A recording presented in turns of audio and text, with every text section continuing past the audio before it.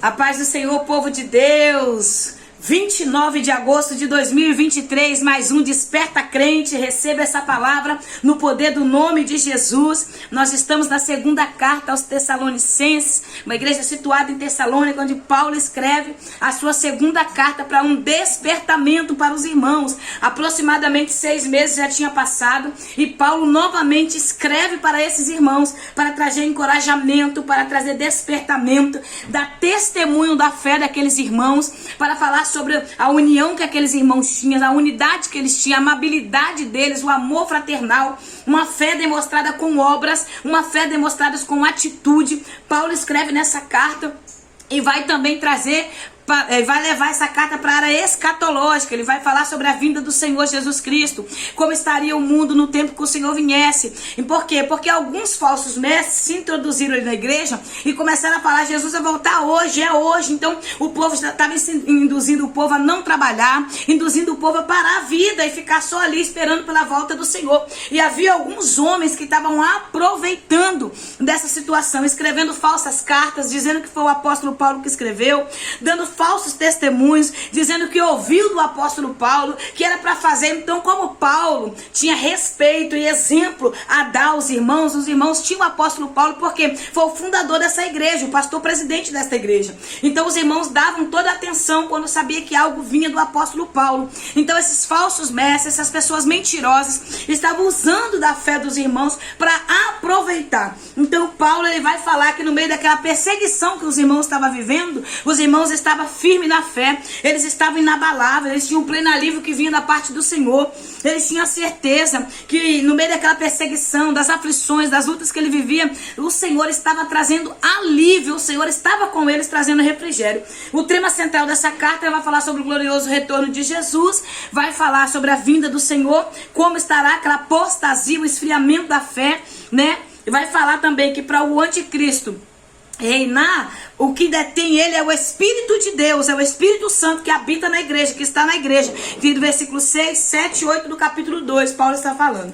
Mas nós estamos já no capítulo 3, louvado seja Deus, e nós falamos sobre esses assuntos, nós entramos aqui sobre a mentira, sobre o engano, sobre as coisas que estavam acontecendo naquele tempo, que não está longe do nosso tempo.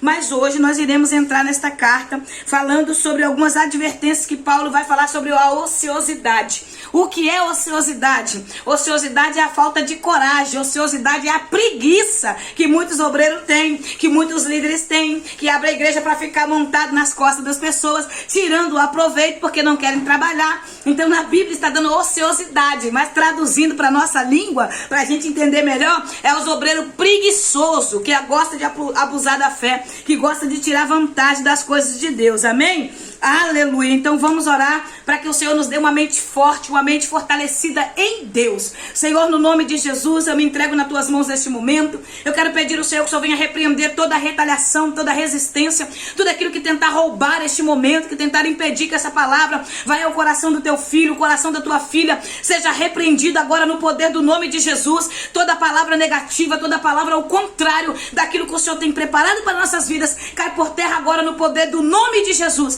Que toda fúria maligna bate em retirada e o teu nome seja glorificado no nome de Jesus. Amém? Vocês vão perceber, irmãos, eu preciso falar isso aqui pra vocês, que eu vou postar os vídeos um pouco mais tarde. Eu tava postando no horário de meio-dia, mas tava ficando um horário meio puxado, meio complicado pra mim. Então eu vou mudar o horário para as 3 horas da tarde. Se vocês se adaptarem nesse horário, eu vou permanecer postando às 3 da tarde, amém? Deus abençoe a vida de vocês e vamos lá no nome do Senhor Jesus. Paulo vai escrever essas advertências. Já dei uma introduçãozinha um panorâmico, né? Um voo pro alto na carta, pra gente entender um pouco desses 3 capítulos que Paulo escreve. Paulo vai pedir oração do versículo 1 ao versículo 5 do capítulo 3. Ele pede oração, ele vai falar sobre uma mente forte, uma mente sólida, uma mente constante em Deus, uma mente estável, fortalecida. Ele vai falar, pede oração para que eles permaneçam firmes, para que eles sejam livres desses homens maus, desses homens malignos, que projetam, maquinam mal. É muitas pessoas com a mente maligna, né? Projetando mal, tentando parar o povo de Deus, tentando parar a igreja. Nós estamos vivendo esse tempo que Paulo já viveu lá. É por isso que não é novidade. Crente que gosta de Bíblia, crente que lê Bíblia, entende. Perseguição faz parte da vida do crente. Calúnia vai fazer parte. Ó, fofoqueiro faz parte. O fofoqueiro, irmãos, ele é a arma que Deus usa para nos elevar. Deixa o fofoqueiro falar, ele não tem nada para fazer, ele precisa se ocupar. Se ele não se ocupar com a minha vida, ele vai se ocupar com a vida de alguém. Então o problema é se ele quer se ocupar com a minha vida. Eu me ocupando com as coisas do céu, amém. Então entenda isso, ore pela vida do fofoqueiro para que o Senhor liberte ele e prossiga a caminhada. Então nós vivemos esse tempo de perseguição. Nós estamos entrando numa perseguição. A igreja brasileira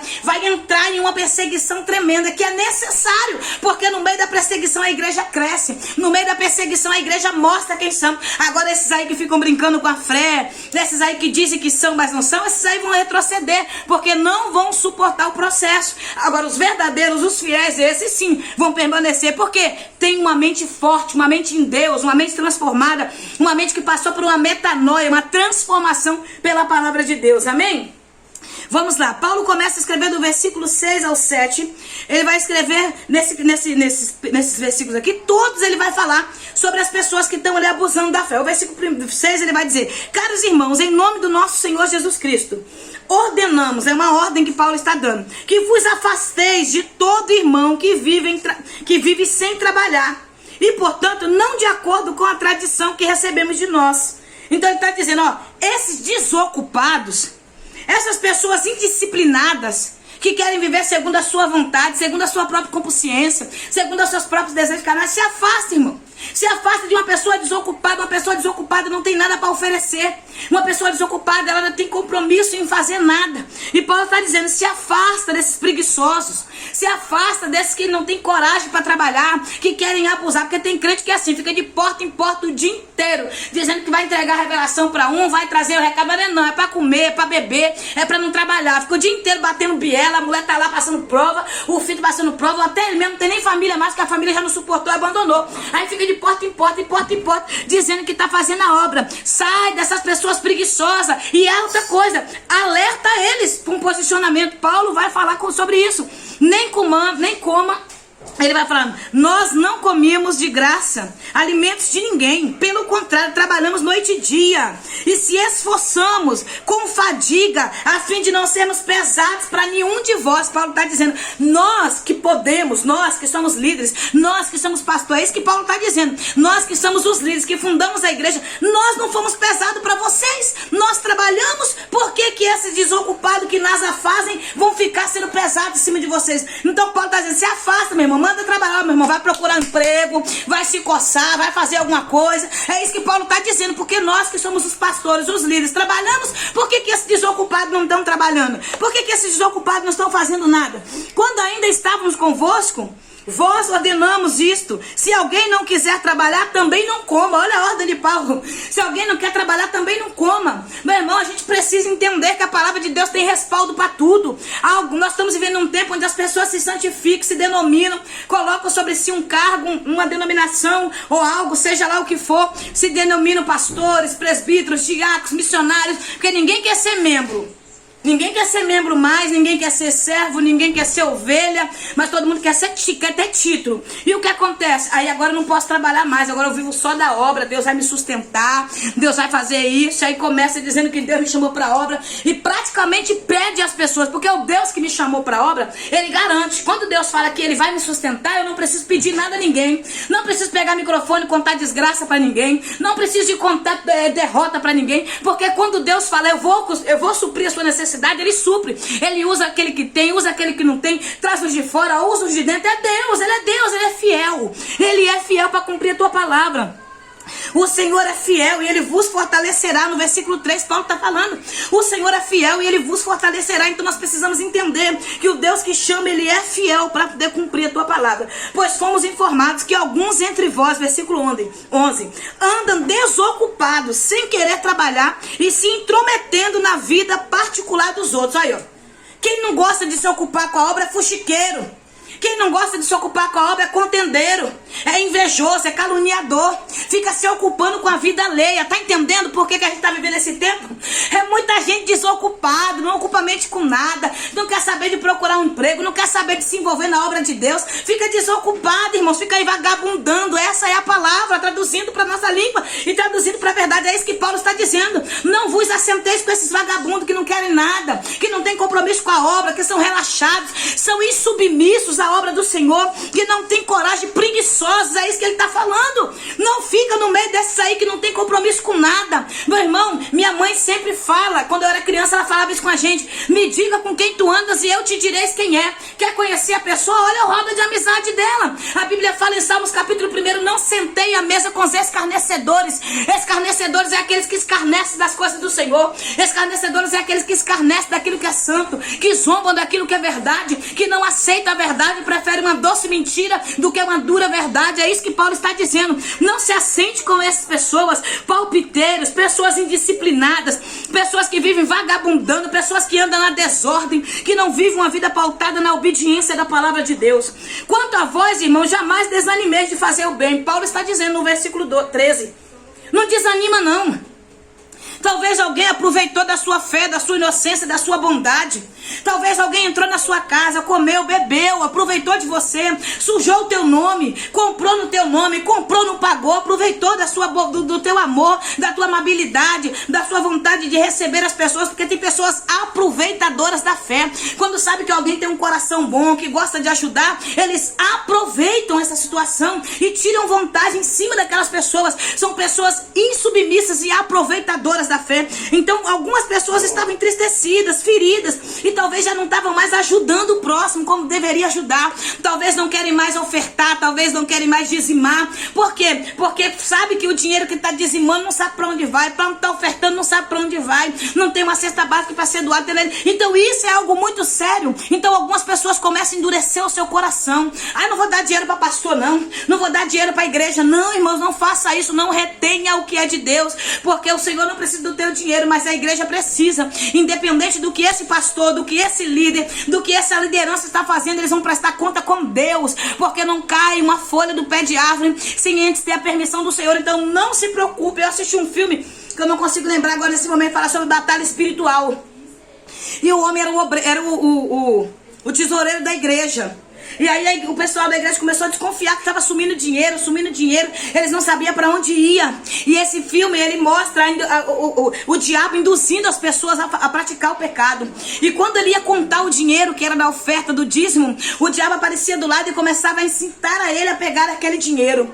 Então eu quero te dizer algo: o inimigo, ele incita a gente a fazer as coisas, mas quando nós temos uma vida pautada naquilo que o Senhor nos chamou, quando nós temos uma vida de relacionamento, sabe por que o diabo tenta roubar o nosso tempo? Pra gente não ter relacionamento com Deus. Porque quando você ora, quando você lê Bíblia, quando você confia em Deus, você tem intimidade, e o Espírito de Deus, ele fala com você, porque ele habita em você. Então esse homem, ele estava tão afastado de Deus que ele já não sabia mais o que era certo, o que era errado, a não ser fazer aquilo que o diabo mandava. Era um cavalo do inimigo ali. Mas o filme foi indo, foi muitas coisas acontecendo. Ele tenta se matar nesse filme, porque o arrependimento vem. Quando todo mundo descobre que era ele o ladrão, ele bate um arrependimento tão grande, um remorso. Arrependimento não, remorso. Porque remorso é diferente de arrependimento. Arrependimento me faz não fazer mais. Agora remorso me faz ter remorso e continuar praticando o pecado. Então quando ele tem aquele remorso, ele achou que a solução era tirar a vida dele. Não. E quando nós temos arrependimento, nós sabemos que o nosso Deus é fiel para nos perdoar. Então, irmão, não deixe de fazer o bem porque pessoas estão fazendo mal.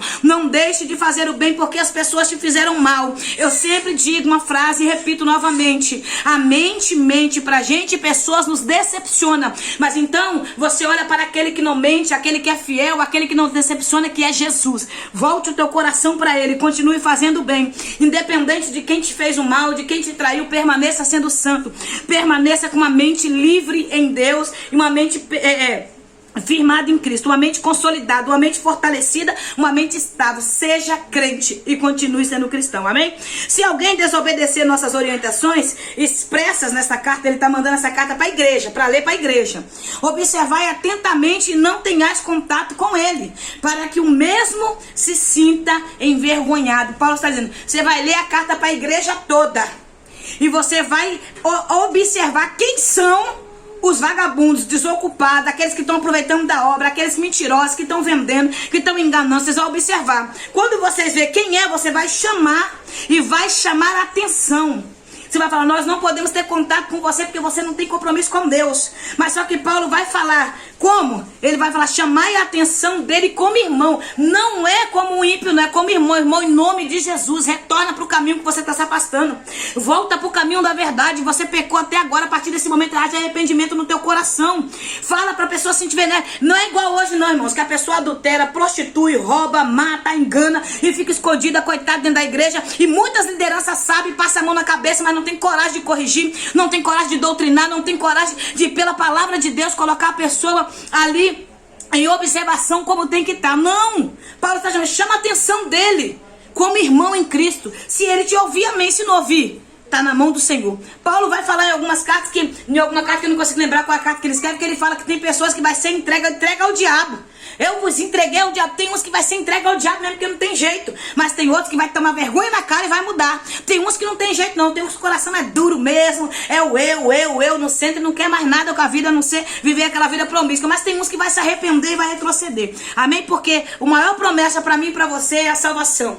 A maior promessa para mim e para você é a vida eterna. A maior promessa. Aí ele vai saudar os irmãos com a bênção apostólica. Ora, o Senhor da paz, ele pessoalmente vos dá continuamente a paz em todas as circunstâncias, e o Senhor Jesus, e o Senhor seja com todos vós. Eu, Paulo, escrevo esta saudação de próprio punho. Eu escrevi a carta, a qual é um sinal em todas as minhas epístolas. Dessa forma que escrevo, a graça de nosso Senhor Jesus Cristo seja com todos vós. Amém?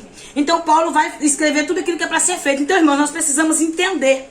Nós não podemos deixar de fazer o bem, porque tem pessoas que estão fazendo mal. Então permaneça sendo crente, sendo fiel, permaneça bom, com seu coração em Cristo, e não desanime, seja encorajado a prosseguir, seja encorajado a fazer o bem no dia de hoje. Ajude as pessoas que você está vendo que precisa. Não feche as tuas mãos, não vá na igreja e deixe de dizimar, de ofertar, porque de pessoas que estão roubando. Eu sei que as coisas não estão fáceis nos dias de hoje, mas permaneça fazendo os princípios bíblicos, permaneça fazendo aquilo que a palavra de Deus nos ordena e nos ensina. Por quê? Porque a recompensa vai vir para todos. Apocalipse capítulo 22, versículo 15 vai dizer: eis que venho sem demora, e na minha mão trago comigo o meu galardão, para dar a cada um segundo as suas obras. Então, minha querida, não se preocupe, tudo que o homem plantar vai colher. Gálatas capítulo 6, versículo 13, 7 vai dizer: tudo que não vos enganeis, de Deus não se zomba, tudo que o homem plantar ele vai colher. Então, faça o seu plantio bem, plante o que é bom, ame as pessoas, tenha a verdade na sua boca e deixa Deus trabalhar ao nosso favor. Ele é fiel, amém? Deus te abençoe, continua orando por mim, eu também continuo orando por você. Ainda estou aqui, mas breve estarei indo para casa, preciso das suas orações, como também oro por você, amém? Coloca aí nos comentários se você quer oração, se você precisa de ajuda. Eu tô te orando por você, eu tô ajudando você na oração, mas tem uma mudança, tem uma mente transformada pela palavra. Permita Deus trabalhar na sua vida, porque não adianta a gente pedir oração para um, para outro, quando a gente não quer uma mudança, quando a gente não quer renunciar, quando a gente não quer sair daquela vida estagnada, daquela mesmice. Se você quer viver o novo de Deus, permita que a palavra de Deus te transforme, te molde, te mude. Deixa Deus trabalhar na sua vida, amém? Deus te abençoe, que a paz do Eterno te alcance. Mais um Desperta Crente, receba essa palavra no poder do nome de Jesus. Fique na paz do Eterno, que a tua casa receba graça, misericórdia, alegria da poderosa salvação. Que a sua mente seja transformada, fortalecida, e que você tenha uma mente forte em Cristo, no nome de Jesus. Deus abençoe.